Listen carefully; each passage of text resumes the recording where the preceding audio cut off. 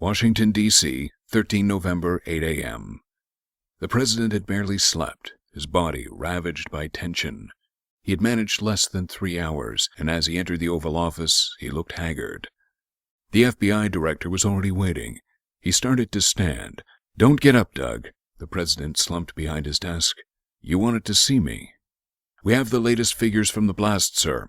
13 confirmed dead and 10 missing. 30 injured, 10 of them seriously. It was a mix of Semtex, ammonium nitrate, and fuel oil. But Abu Hassim wasn't lying. We found no trace of nerve gas."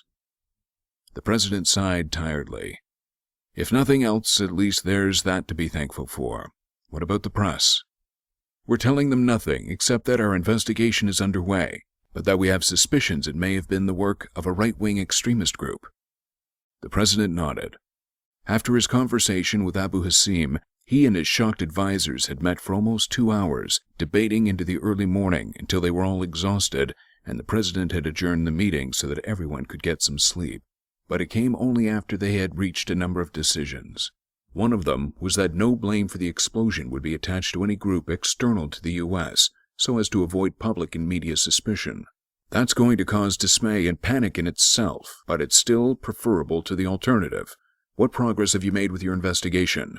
You mean the bombing, sir, or the hunt for the cell? Both. So far as we can tell, there was a single bomber. We caught the truck on our security cameras, and he came in off Pennsylvania Avenue at 9:57 p.m., just moments before the blast.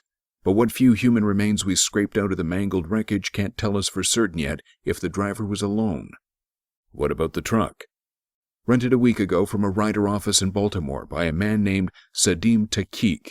We've turned up nothing on him yet, but at a guess, the name was probably an alias. Takik's driver's license details we got from the rental office don't match with anything on our licensing system, which suggests it was most likely a forged document. For now, the truck driver's real identity is a mystery. We can only assume he was one of the cell, and expendable, obviously. And the hunt? The FBI director explained the circumstances of the teenager's murder in Maryland. We think the killer may have been one of the terrorists. The president's mouth pursed at the grim news. But you've got nothing solid. No, sir.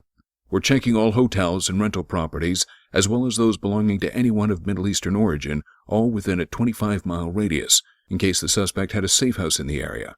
But it's a big area, and it means another massive task, along with everything else we've got to contend with. It's going to take time, Mr. President. And time we don't have.